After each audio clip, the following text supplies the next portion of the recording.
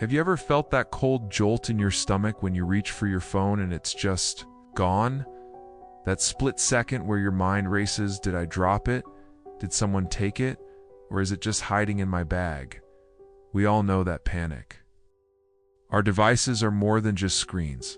There are memories, our secrets, our lives in digital form. But what if losing your phone, your laptop, or your camera wasn't just inconvenient? What if it was the start of something much, much worse? Tonight, I'm going to share 3 true stories that will make you think twice before ever letting your device out of your sight again. Because sometimes, when a device goes missing, it doesn't just get lost. It brings something terrifying back with it. And after hearing these stories, you'll never look at your phone the same way again.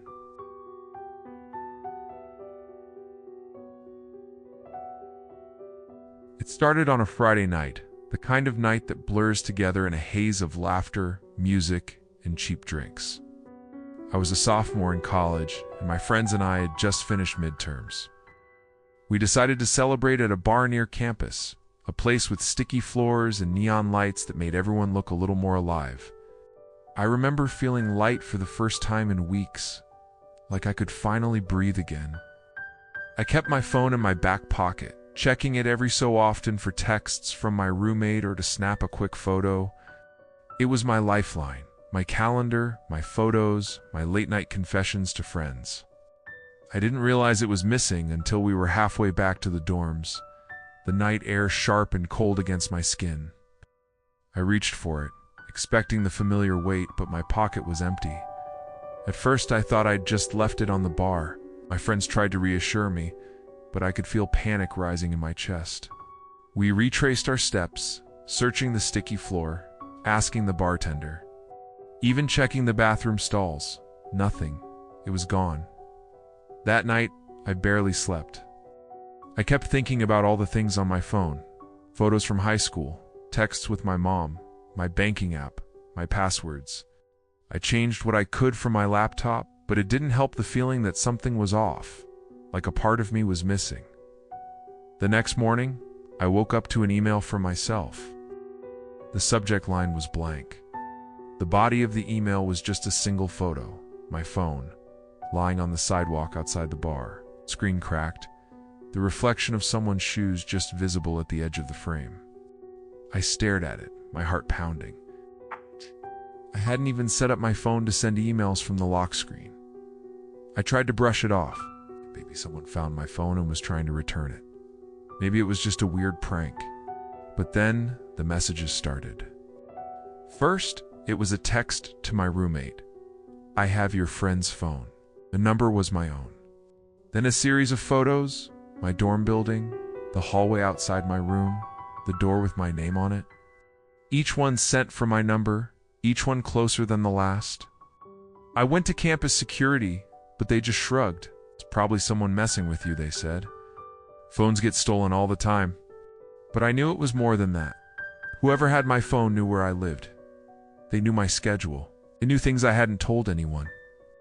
That night I locked my door and pushed my desk in front of it. I barely slept, jumping at every sound in the hallway. Around 3 a.m., I got another email. This time it was a video. The camera was shaky, moving down my hallway, stopping in front of my door. There was a soft, almost playful knock. Then the video ended. I called my parents, sobbing. They wanted me to come home, but I couldn't leave. Finals were coming up, and I didn't want to let whoever this was scare me out of my own life. I tried to act normal, but I was always looking over my shoulder, always waiting for the next message. A week later, my phone showed up in the campus lost and found. No explanation, no note. It looked the same, except for a new crack across the screen. I powered it on, hands shaking. Everything was still there. My photos, my texts, my apps. But there was a new album in my camera roll. Dozens of photos of me, taken through my dorm window at the library, walking to class. All from angles I never noticed, moments I thought I was alone. I changed my number, wiped my phone, and started carrying pepper spray. But I never really felt safe again. Sometimes late at night, I still get that feeling, the sense that someone is watching, just out of sight, waiting for me to let my guard down. And every time I reach for my phone, I wonder if it's really mine, or if it ever truly came back at all. Losing a device isn't just about losing a piece of technology. It's about losing control over a part of your life, a window into your world that anyone could peer through. Sometimes what's taken from us comes back changed, leaving us with more questions than answers. But what if the device you lost didn't just return? What if it started revealing things you were never meant to see? Secrets hidden deep in the shadows, waiting to be uncovered.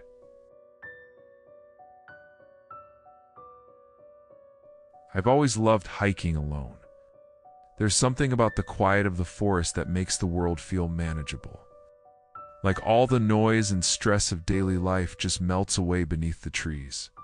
That's why, on a chilly Saturday morning in late October, I found myself deep in the state park, miles from the nearest trailhead, nothing but the sound of my own footsteps and the occasional bird call for company. The air was crisp, the leaves underfoot damp and fragrant.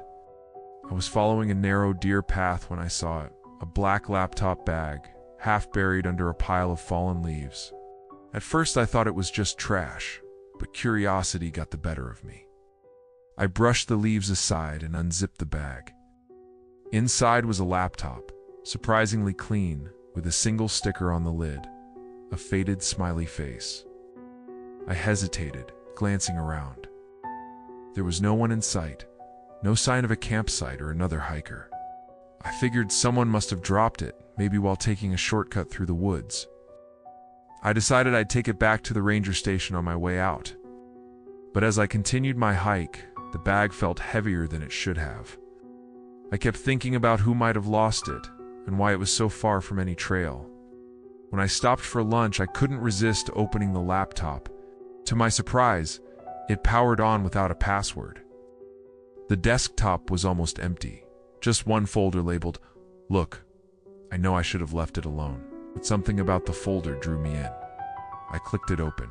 Inside were dozens of video files, each named with a date and time. The most recent was from just 2 days ago. Against my better judgment, I clicked play. The video was shaky, filmed at night. The camera moved through the same woods I was sitting in, the beam of a flashlight illuminating trees and undergrowth. I could hear heavy breathing, the crunch of leaves, and then suddenly, the camera swung around to reveal a figure standing between the trees just out of the light. The video ended abruptly. I felt a chill crawl up my spine. I checked the other files. Each one was similar. Someone walking through the woods at night. Always with that same sense of being watched. Always ending with a glimpse of a shadowy figure. The last few videos were filmed closer and closer to where I'd found the laptop. I snapped the laptop shut, suddenly aware of how alone I was. The forest, which had felt peaceful just an hour ago, now seemed full of eyes. Every rustle in the underbrush made me jump. I packed up and started back toward the trailhead, moving faster than before. But the woods didn't feel empty anymore. I kept catching glimpses of movement in the corners of my vision, a flash of dark clothing, the glint of eyes in the shadows. My heart pounded as I hurried along the path, clutching the laptop bag like a lifeline. About a mile from the parking lot, I heard footsteps behind me. Not the scurrying of animals, but deliberate human footsteps, matching my pace. I stopped, holding my breath. The footsteps stopped too. I turned, but there was nothing, just trees and the fading light. I forced myself to keep moving, not daring to look back again. When I finally reached my car, I threw the laptop in the trunk and sped to the ranger station. I handed it over, mumbling something about finding it on the trail. The ranger gave me a strange look, but took it without asking questions. That night I couldn't sleep. Every time I closed my eyes, I saw that shadowy figure standing just out of reach. The next day I called the ranger station to ask about the laptop. They told me it was gone, no record of it ever being turned in. Sometimes when I'm alone in the woods, I still feel like I'm being watched. And I wonder if some things are lost for a reason, meant to stay hidden, deep in the dark, where no one should ever find them. Curiosity can be a dangerous thing, especially when it leads us into places we were never meant to go. Sometimes the unknown is better left unexplored, and not every mystery needs to be solved. But if you thought finding a laptop in the woods was unsettling, just wait. Because the next story is about a lost camera, and the secret it revealed should have stayed buried forever. I was never the type to believe in omens, but looking back, I should have taken the sudden storm as a sign to turn back. I was traveling solo through Eastern Europe, chasing the kind of adventure you only see in travel blogs, old castles, misty forests, and forgotten ruins. That day, I'd hiked up to a crumbling fortress perched on a cliff, the kind of place that felt untouched by time. The sky was heavy with clouds, and the wind carried the scent of rain and moss. I was about to head back down when I spotted something half buried in the mud near the edge of the path, a small, battered digital camera. It was caked in dirt, the lens cracked, but when I pressed the power button, the screen flickered to life. The battery was almost dead, but there was just enough juice to scroll through the photos. At first, the images were exactly what you'd expect. Wide shots of the castle, selfies of a young couple grinning in front of the stone walls, blurry pictures of the forest below. I felt a pang of guilt, wondering if they were still searching for their lost camera. I made a mental note to check for any contact info on the memory card, but as I kept scrolling, the photos changed. The couple's smiles faded. There were shots taken at night, the flash illuminating twisted tree branches and empty corridors. In one, the woman stood alone in a hallway, her face pale and eyes wide, as if she'd just heard something behind her. The next few photos were even stranger, blurry images of what looked like a figure standing in the shadows, just out of focus, always at the edge of the frame. I told myself it was just a trick of the light or maybe a friend playing a prank. But the sequence of photos grew more frantic. The woman's face appeared again, this time streaked with tears, her mouth open in a silent scream. The man was gone from the pictures. The last few images were taken in rapid succession, camera shaking so badly that the only thing I could make out was a pale hand reaching toward the lens. I should have stopped there. Should have left the camera at the ranger station or handed it in at the hostel. But I couldn't let it go.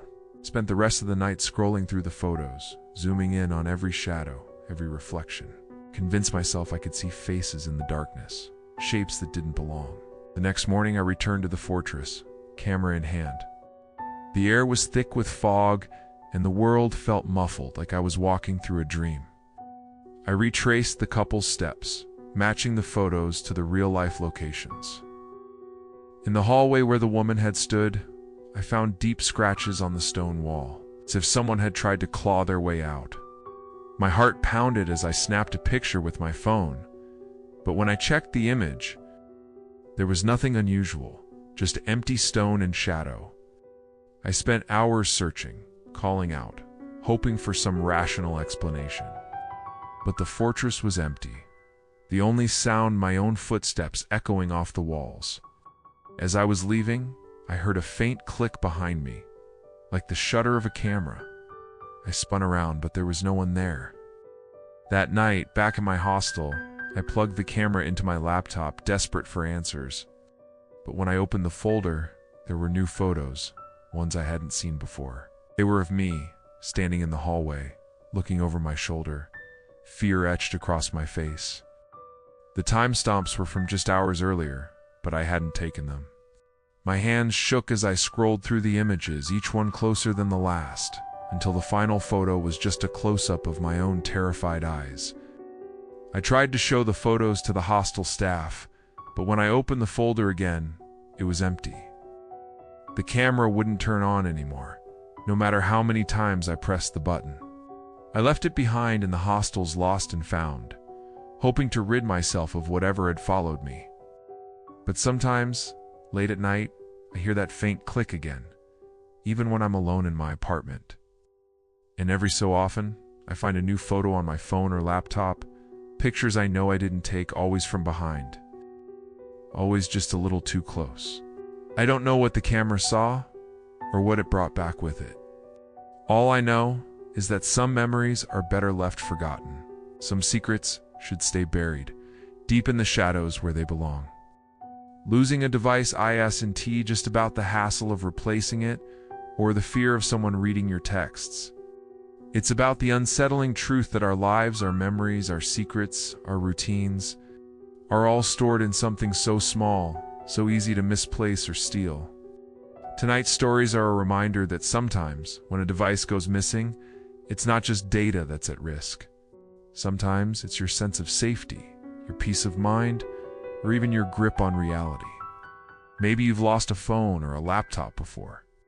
Maybe you've felt that creeping anxiety, wondering who might be looking through your photos or reading your messages. If you have a story like that, something strange, something you can't quite explain, share it in the comments. You never know who else might have experienced the same thing.